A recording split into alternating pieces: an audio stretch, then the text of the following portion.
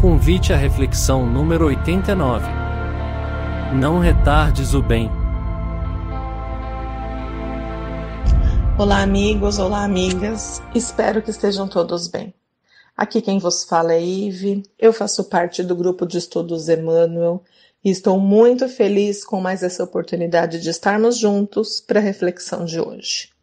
Essa reflexão tem como base o capítulo 16 do livro Estude e Viva de Francisco Cândido Xavier e Valdo Vieira. O título é Não retardes o bem.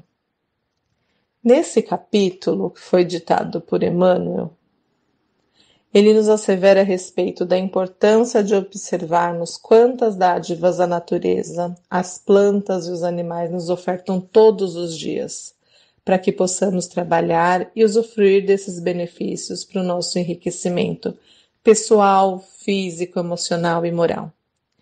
São, na realidade, presentes de Deus. O sol que não nos cobra seu brilho, a chuva que não nos pede nenhuma retribuição, assim como o vento, o perfume das plantas e o carinho e a atenção dos nossos irmãos menores, os animais.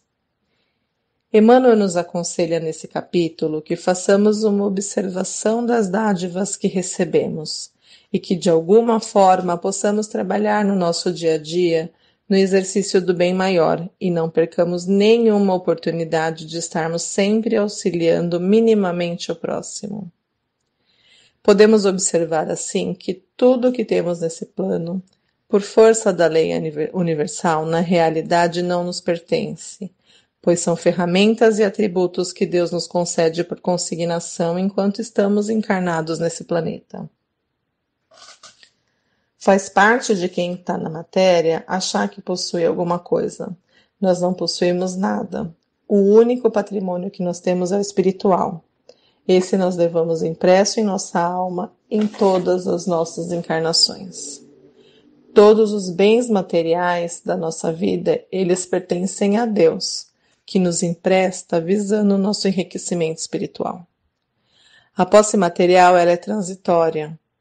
Todos os dias pessoas perdem fortuna, pessoas adquirem fortuna, isso pode ser inclusive de uma forma para outra, de uma hora para outra.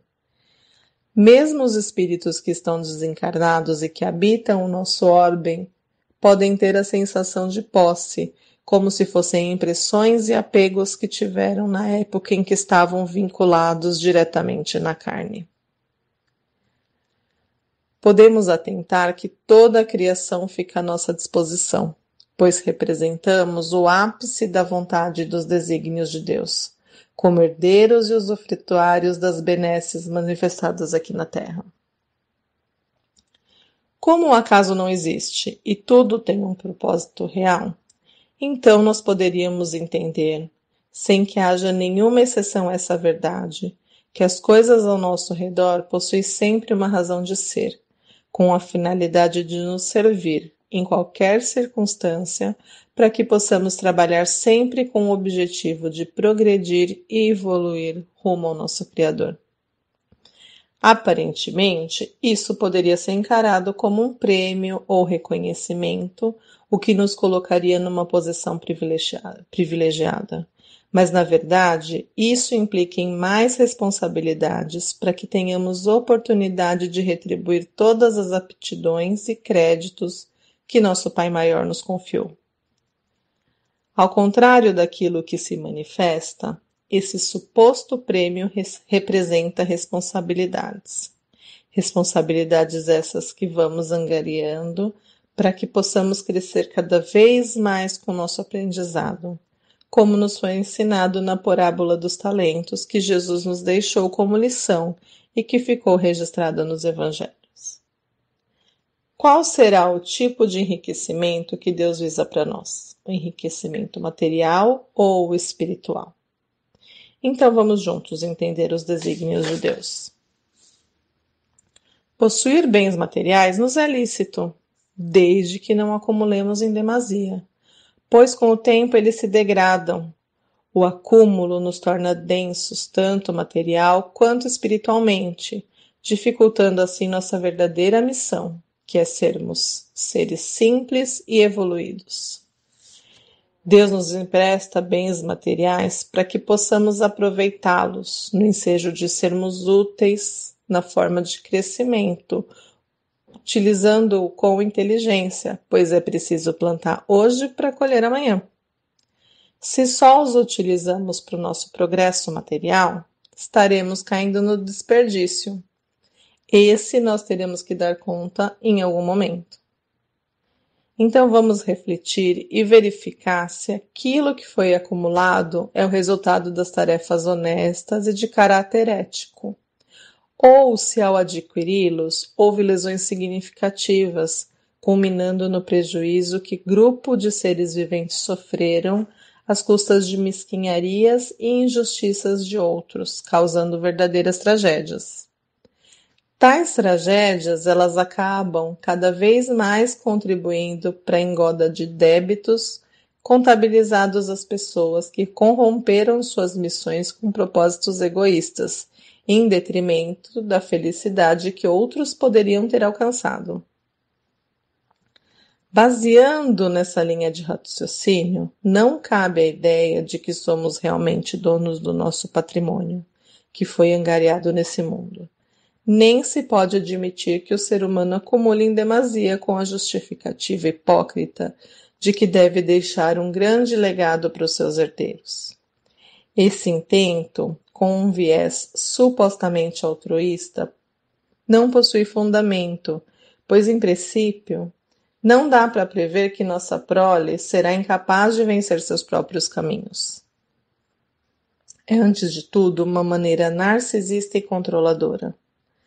Ao acharmos que nossos filhos serão eternos dependentes de nossa contribuição e do nosso sucesso, nós não temos o direito de tolher dos nossos descendentes a oportunidade de trabalharem em benefício próprio, apresentando a justificativa de que, ao cuidar deles, estamos prestando um favor e aliviando os seus fardos nessa vida tão curta no plano material. Com todo esse exagero de tutela, podemos nos enganar, trazendo a justificativa aparentemente nobre de cuidar, mas que contribui para que os nossos sucessores não se esforcem em lutar para sua evolução e crescimento, e nem valorizem aquilo que poderia ser conquistado com seu próprio suor e trabalho. Como tudo que for em excesso é prejudicial ao organismo, devemos nos preocupar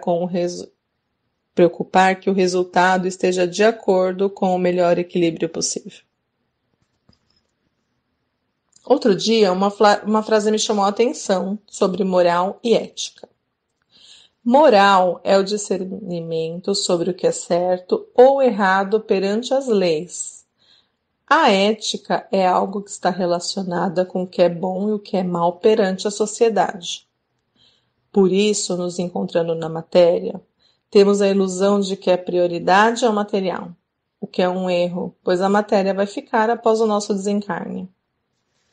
Ao findar nossa jornada, nós vamos prestar conta do nosso espólio, o material, o intelectual e o moral, juntamente com os resultados obtidos em nossas tarefas diárias. O que nós queremos acumular em nosso patrimônio espiritual? O que é essencial é a dedicação que temos pela coletividade, o trabalho que podemos fazer por todos, não apenas por nós. Isso é o altruísmo, o amor ao próximo. Devemos então, em vida, através desses bens adquiridos com a ajuda de Deus, beneficiar o próximo, ampará-lo, oferecer consolo para abrandar suas trevas, insuflando esperanças através de uma palavra amiga, acolhendo com um abraço, ou mesmo através de um carinho material aqui ou acolá, esse companheiro exausto e atormentado. Qual será, então, o caminho para atingirmos a verdadeira paz interior? Um dos caminhos é não taxar a bondade com impostos de gratidão, pois o amor verdadeiro não cobra pedágios, seja quem for que possa estar recebendo esses nossos esforços. A caridade pura é se doar sem esperar nada em troca, sem esperar alarde nem gratidão, sem se expor ou expor ao próximo que se encontre em uma situação de vulnerabilidade. Sempre haverá uma oportunidade de oferecer ajuda ou um auxílio dentro de nossas imperfeições e do nosso caminho evolutivo. Quando ofertamos um auxílio, é quase que inevitável que esperemos uma recompensa. E é aí que nós já perdemos, como diz o Evangelho, a oportunidade de ter feito a verdadeira caridade. Emmanuel nos alerta, não retardes do bem. E é exatamente isso, fazer o bem sem olhar a quem, sem esperar algo em troca. Emmanuel diz que devemos ajudar com a alegria de quem honra com a faculdade de acrescentar as alegrias de que Deus dotou o universo. E, sobretudo, que não permitamos que a oportunidade de auxiliar se deteriore em nossas mãos. O hoje é como um cheque em branco que podemos usar conforme nossa vontade. A providência divina seria o estabelecimento bancário. Cada um tem a sua conta corrente. Aproveitemos o hoje para investir, ajudando o próximo, respeitando-o. Sejamos nós mesmos os mantenedores da nossa essência, atendendo às leis do amor e da caridade. O ontem nos traz O ontem nos traz experiências. Amanhã sugere esperança. Hoje é o dia, a melhor oportunidade. O mais importante é não permitir que a oportunidade de auxiliar se perca, pois o auxílio retardado tem gosto amargo, dando a impressão de que auxiliamos por auxiliar, portanto, não havendo abnegação. A ajuda retardada, ela tem gosto de recusa. Emmanuel nos faz uma analogia assim, que é igual a uma refeição que foi servida tarde, em horário indevido. Já não está apropriada, não tem o mesmo sabor. O sabor aos olhos de Deus, pois a atitude já perdeu seu benefício. Isso porque ficamos julgando, questionando se aquilo seria ou não proveitoso, se deveríamos ou não fazer. Não devemos agir assim. Devemos fazer o bem a todo momento. Nós julgamos e pensamos muito antes de ajudar. Às vezes, naquela hora, naquela oportunidade da prática do bem, o irmão nem está precisando de algo material. Ele precisa, naquele momento, apenas uma conversa amiga, um abraço, uma companhia, ou apenas mesmo do nosso silêncio para ouvi-lo. De outra forma, se alguém está com fome, daí sim, nesse momento, primeiro ele precisa do alimento que nós podemos ofertar, porque naquele momento é disso que ele precisa. Não adianta vir com lição de moral. Por quê? Porque o imperioso é que a pessoa seja satisfeita na sua necessidade física, que é o alimento. Pode ser que em outra oportunidade esse irmão não precise do alimento, e sim de uma ajuda financeira. Às vezes isso acontece. E às vezes quanta dificuldade nós temos de fazer esse tipo de benefício. É claro que devemos ajudar com muita disciplina de nossa parte, com muita parcimônia, com muita responsabilidade. O importante mesmo é que não percamos a oportunidade de sermos atuantes no bem. Auxilia sim, como, onde e sempre que possas, para o enriquecimento do bem comum. Como é bom poder estender a mão para doar, principalmente se essa doação é de coração, se vem da alma. Alimentar com o pão é valioso, mas orientar para o caminho divino vale ouro, pois muitos sentem falta de muito mais do que o pão. Todos temos algo que podemos fazer para o outro, a todo momento e em qualquer lugar. E o que levamos quando desencarnamos? O que acontece com aquilo que acumulamos e não partilhamos por sermos egoístas? Isso irá obrigar os que ficaram aqui a distribuir aquilo que não foi doado em vida. Não espere que a desencarnação Obrigue os outros a distribuir aquilo que você pode dar hoje no amparo aos semelhantes para a construção da sua própria felicidade. Uma vez que tudo aquilo que damos em vida ao próximo é justamente aquilo que a vida nos retribui. Amar a Deus sobre todas as coisas e o próximo a ti mesmo é fazer ao outro o que gostaríamos que fizessem a nós. É fazer ao outro aquilo que necessita que façamos naquele momento, naquela necessidade e o que estiver ao nosso alcance. Porque a posse financeira não proporciona verdadeira alegria. O prestígio social ele se reduz a simples aparência. A alegria que os bens materiais nos traz, ela é fugaz, é transitória, é ilusória. Parafraseando o que o mestre falou, não junteis tesouros onde a traça e o tempo corroem, mas sim juntai riquezas que não podem ser subtraídas nem deterioradas, pois o verdadeiro tesouro é aquele que fica guardado no coração. Precisamos combater o predomínio da natureza corpórea sobre a natureza espiritual, estando na matéria. Como? Através da prática de abnegação. O que é abnegar? Abnegar é negar a si mesmo. Então, amigos, nos esforcemos em negar um pouco da nossa natureza, dos nossos próprios desejos, dos nossos próprios interesses em prol da coletividade. A espiritualidade maior nos renova para os mais altos desígnios. Quando, através da disciplina, soubermos as doses certas e as formas de emprego da boa vontade, sanando assim os males que expoliam.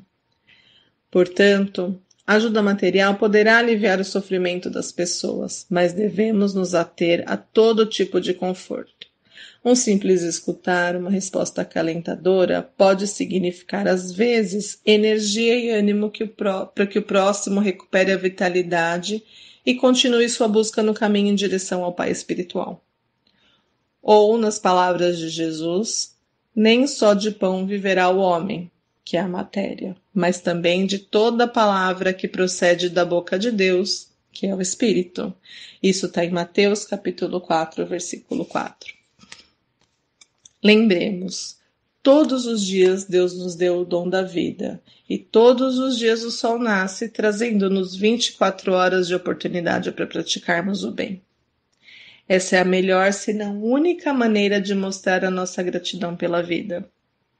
Tenhamos em mente, meus amigos, o quanto podemos exercer atitudes de carinho para com o próximo, seja quem for. E então, nesse momento, teremos entendido o porquê da nossa jornada. Que possamos nessa jornada ter nossos olhos e nosso coração sempre dispostos a fazer o bem. Seja este bem uma caridade material, uma caridade moral ou simplesmente a nossa presença, nosso conselho, nosso auxílio, seja dentro dos nossos lares ou na sociedade, ou como Emmanuel nos diz, para o bem comum, porque de grão em grão que se forma uma montanha. Então, não façamos montanhas de dificuldades, mas de benefícios para o bem de todos. Meus irmãos, que possamos fazer o bem hoje e sempre, sem cobrar restituições. Sem cobrar retribuições. E não percamos a oportunidade de auxiliar sempre, dentro de nossas condições, dentro de nossas possibilidades, com bastante disciplina, mas sim auxiliar sempre. Que possamos dar o melhor na ajuda ao próximo, nosso irmão de jornada, e é isso que Emmanuel nos alerta nesse capítulo 16.